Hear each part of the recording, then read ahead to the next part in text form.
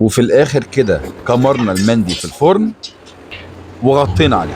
نزلت لكم قرية العز للمأكولات البدوية عشان اوريكم طريقة المندي سواء فراخ او لحمة ازاي بتتحط في الفرن المكمور، وطريقتها تبقى ازاي حاجة جديدة اول مرة تشوفوها. يلا بينا. ازيك يا شيخ؟ اهلا وسهلا. عامل ايه يا حبيبي؟ الحمد لله. قول لي بقى هتعمل ايه؟ ده ايه الاول بقى؟ دي لحمه ضاني زي ما انت شايف كده، ومع تتبيله المندي ومعاه توابل هندي. وبتتبل كده بتقعد قد ايه في التتبيله؟ يعني بتقعد من ساعه ونص لساعتين. ده تيس. تيس. لحم جدي. لحم جديان. ما شاء الله. برضه بنفس التتبيله. والفراخ نفس الكلام. والفراخ نفس الكلام. بس ليه بقى الفراخ بقى لونها احمر كده؟ دي بتاخد دبس رمان، بتاخد برضه ميه بنجر. احنا عروس اللحمه دي هنا.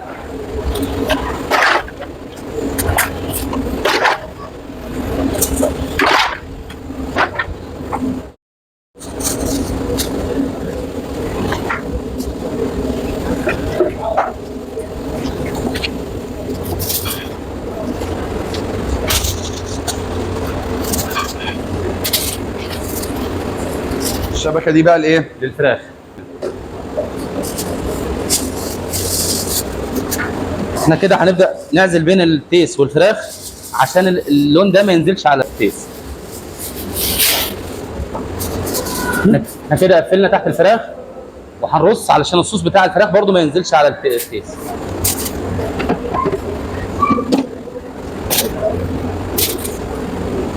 هتقفل بقى كمان على الفراخ.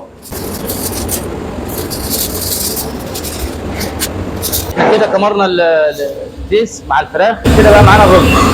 دي الشوربه بتاعت اللي احنا هنحطها على الرز. الشوربه دي بقى عباره عن ايه؟ عباره عن دهنه ضاني مع توابل هندي مع توابل برضو يمني، ليمون ناشف وورق لوري وقرفه وقرنفل. نشوفها بقى وهي بتتحط.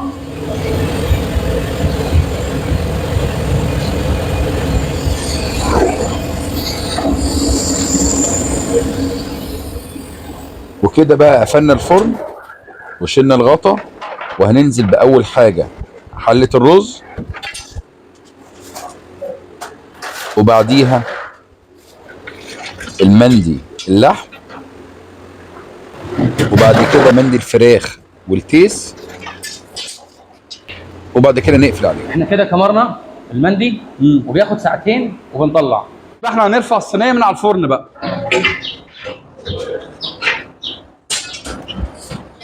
بسم الله.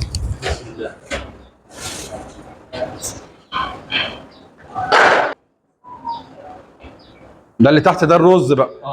يلا بينا بسم الله. هنفتح بقى كده.